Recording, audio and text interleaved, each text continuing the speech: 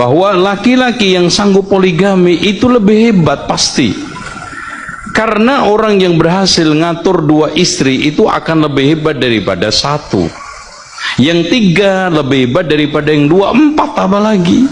Makanya nikah 4 Superman, nikah 3 gentleman, nikah 2 real man, nikah 1 cemen.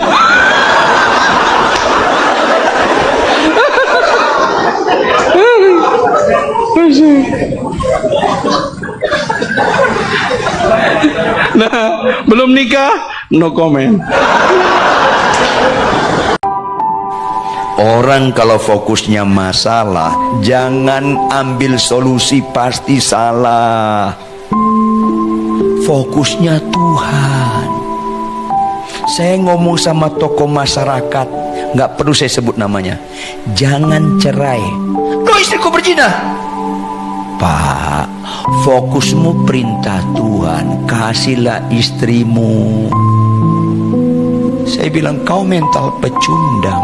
Loh, kenapa Pak Pendeta? Saya tanya kamu, kalau istrimu tidak berzina, kau cerai nggak? Ya enggak dong. Oke, mulai kelihatan kebodohan lo. Kalau istri lu berzina, cerai nggak? Ya cerai dong. Berarti keputusanmu tergantung kelakuan istrimu. Kalau istrimu nggak berzina, aku nggak cerai. Kalau dia berzina, aku cerai. Bukan Tuhan fokusmu. Sudah membaca konteks dalam 2 Samuel 12, tetapi saya masih belum dapat memahaminya. Kenapa Tuhan seperti mengizinkan poligami seperti pada 2 Samuel 12 ayat 8? Telah kuberikan isi rumah tuanmu kepadamu dan istri-istri tuanmu ke dalam pangkuanmu. Aku telah memberikan kepadamu kaum Israel dan Yehuda, dan seandainya itu belum cukup, tentu kutambah lagi ini dan itu kepadamu. Saya yakin bahwa Tuhan tidak pernah pelin-pelan. Bagaimana memahami ayat ini? Oke, jadi konteks ayat ini adalah Daud itu kan orang yang dipilih Tuhan jadi raja. Tuhan sudah kasih anugerah banyak. Waktu Daud ditabiskan atau diurapi menjadi raja, kan Saul belum lengser.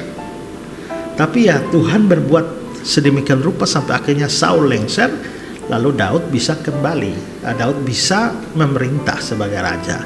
Tapi ternyata Daud ini berdosa kepada Tuhan dengan berzina dengan istri Uria, bahkan membunuh Uria. Lalu Tuhan kirim Nabi Nathan datang menegur Daud.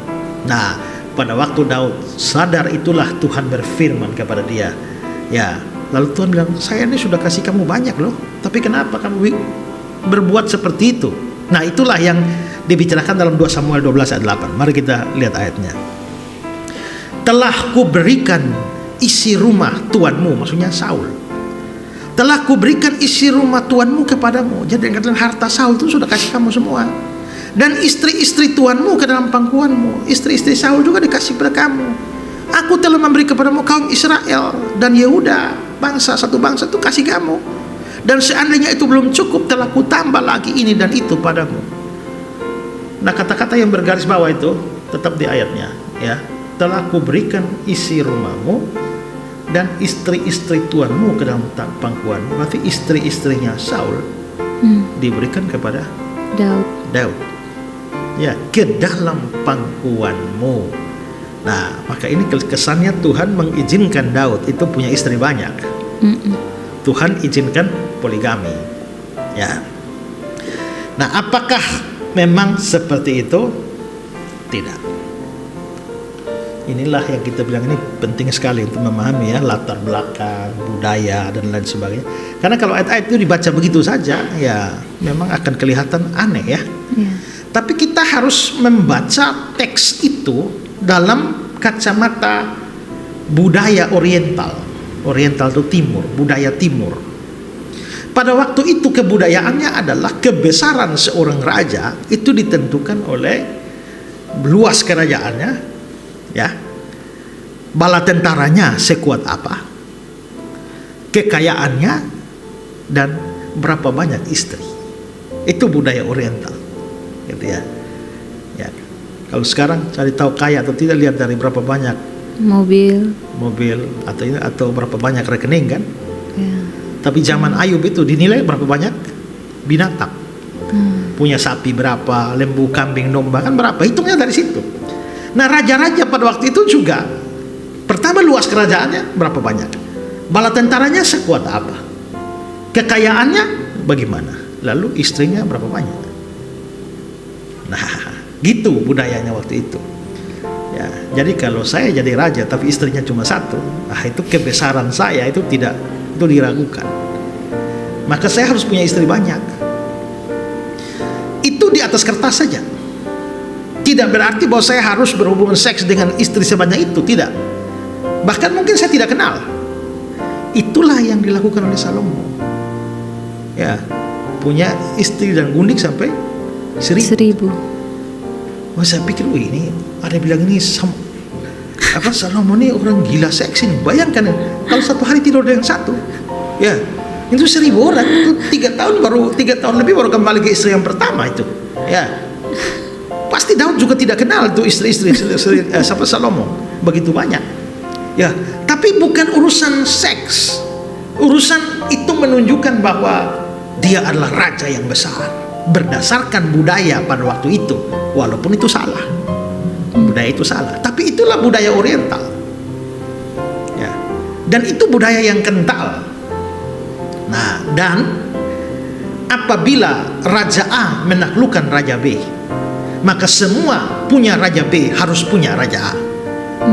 Kerajaannya diambil, rakyatnya diambil, hartanya diambil, sekalian dengan istri-istrinya. Soal istrinya nanti dikawini atau tidak, atau di hubungan seks atau tidak, tapi statusnya sebagai milik, sebagai selir, sebagai gundik, itu tetap di atas kertas begitu. Nah, bukankah Tuhan telah melengsarkan Saul dan sekarang Tuhan mengangkat Daud, dan karena itulah raja yang lama seluruh miliknya itu menjadi atau dalam kuasa raja baru. Maka ya, kembali coba lihat ayatnya tadi, 2 Samuel 12 ayat 8. Telah kuberikan isi rumah Tuhanmu kepadamu. Berarti semua harta Saul sekarang sudah jadi milik Daud. Istri-istri Tuhanmu, ini termasuk gundik-gundiknya, itu ke dalam pangkuan, berarti dalam kuasanya. Kita tidak dapat data bahwa Daud memang mengawini mereka atau mengangkat mereka jadi istri sah. Tidak, tapi itu dalam kekuasaan. Aku memberikan kepadamu kaum Israel dan Yehuda, itu rakyatnya. Seandainya belum cukup, Tuhan tambah lagi dengan segala macam berkat. Nah, berarti kalau ayat ini dibaca dalam sudut pandang kebudayaan timur oriental, itu menunjukkan pesannya hanyalah bahwa bukankah engkau telah kujadikan raja yang berkuasa, raja yang hebat, yang menaklukkan dan menguasai semua yang dimiliki oleh raja yang lama. Kenapa kamu masih berbuat dosa terhadapku? Nah, kira-kira begitu. Jadi ini bukan dukungan terhadap atau Tuhan memerintahkan Daud untuk berpoligami, tidak. Tapi ini hanyalah kebudayaan timur yang diterapkan kepada Daud, tapi tidak berarti Daud mengambil istri-istri Saul itu menjadi istri-istrinya. Ya, jadi waktu itu raja-raja itu punya, kalau selirnya banyak, mereka punya satu asrama putri, satu rumah khusus yang tempat selir saja, itu namanya harem. Jadi di harem itu bisa ada 1.000. Ya, itu raja di sana punya harem 1.000. Waktu saya taklukkan semua isi harem jadi punya saya. Ya, soal nanti saya kawin dengan dia atau tidak, pokoknya yang penting isi harem itu punya saya. Nah, itu yang dimaksudkan di sini. Ya, begitu ya. Jadi ini memang konteksnya, kalau bukan konteksnya dilihat dari teks. Kalau saudara lihat dari teks, saudara tidak akan dapat. Tapi lihat dari budaya, maka ini konteks budaya yang diteliti. Ya. Yeah. Thank you for the happiest year of my life.